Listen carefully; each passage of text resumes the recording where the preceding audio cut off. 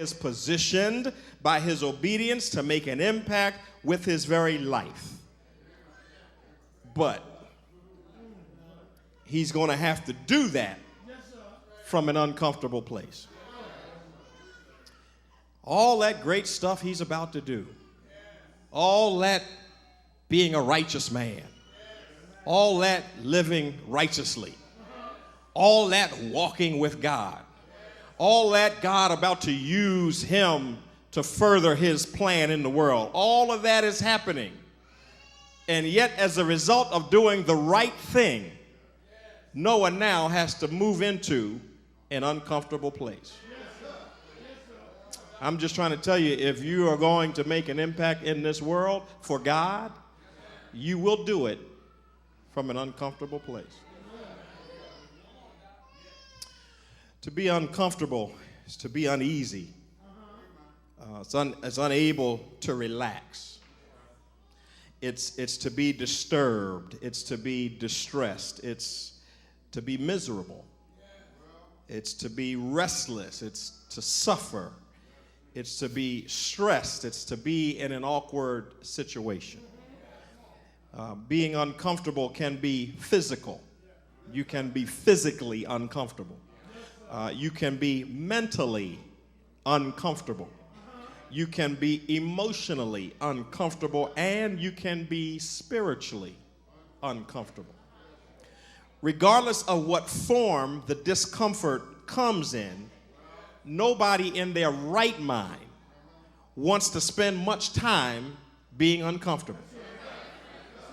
Do I have some witnesses in here?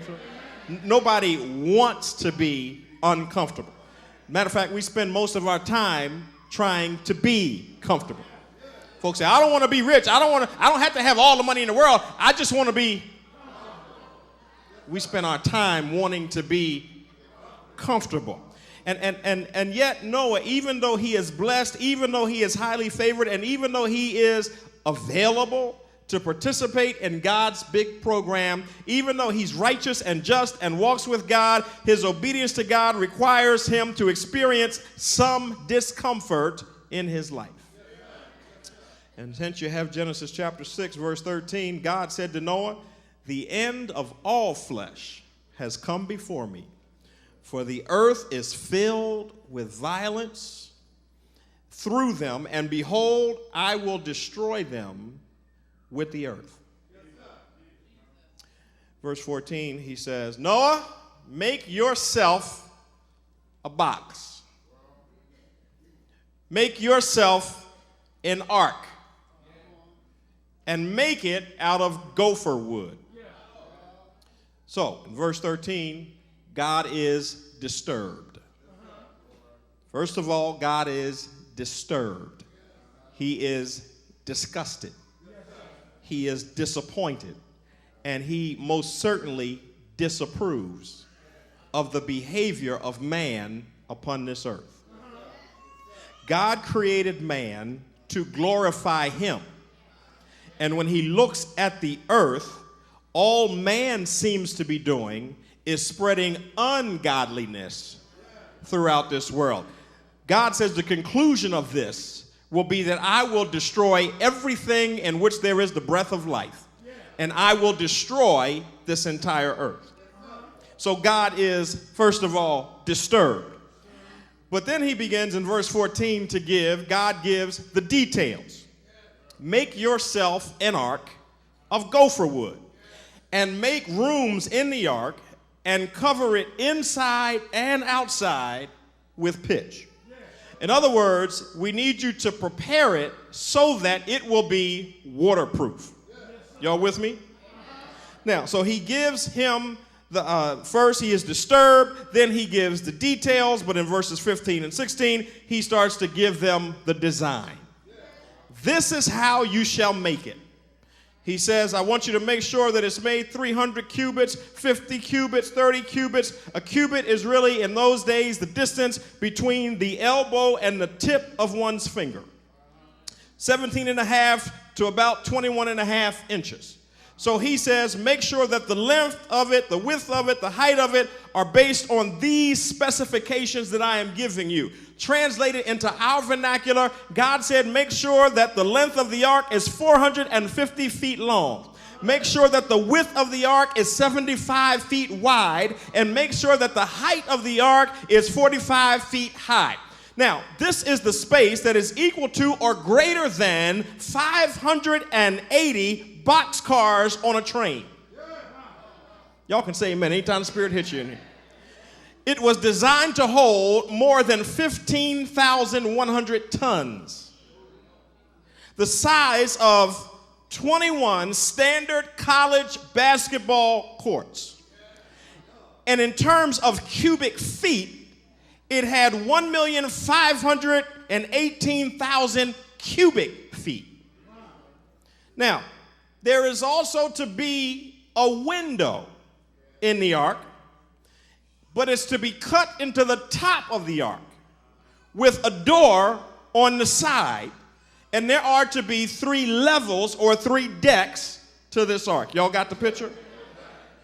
God announces then the destruction. Verse 17, and behold, I myself am bringing a flood. You don't have to wait on Mother Nature. This is not going to be a freak of nature. He says, I myself am bringing flood waters on the earth to destroy from under heaven all flesh, in which is the breath of life. Everything that is on the earth is going to die. But then God assures them of his devotion, verse 18, but I will establish my agreement with you, my covenant with you, and you shall go into the ark, you and your sons, your wife, and your sons' wives. But then God articulates the directions, verses 19 to 21. And of every living thing, of all flesh, you shall bring 2 of every sort into the ark. Keep them alive with you. They shall be male and female. Verse 20, of the birds after their kind, the animals after their kind, every creeping thing after its kind, 2 of every kind will come to you. You ain't going to have to go looking for them. You ain't got to set no traps for them. You ain't got to set up nothing to go try to catch them. They are going to come to you. I'm going to give the command to the animals, 2 of every kind, and all you have to do is open the door to the ark, step aside, and 2 of every kind will just come on the ark. So he says, make sure that now, verse 21, make sure you take some food. Have enough food for yourself. Have enough food for the animals. You shall gather it to yourself. It'll be food for you and food for them. Now, this is what I want you to take away from here today in terms of how you apply this very ancient biblical story to our lives today. When you live righteously and when you walk with God, don't be surprised when God calls you out to solve a problem that he's dealing with. Now, this is not for everybody. Everybody is not going to get called out. Just because you got dressed up and came to church doesn't mean you're going to get called out. Just because you got a Bible in your hand doesn't mean you're going to get called out. This is for people who are walking with God. And walking with God happens not just while you are in church, but it also happens after you leave. This is a person that God is so familiar with because there is an intensity to their relationship. This goes way beyond showing up on a Sunday morning. So there's a whole lot of folk that would have died in this. Y'all can say amen. So he says, I want to make sure that when you live righteously that you understand that in a corrupt world, it's the righteous people that stand out, not the religious people.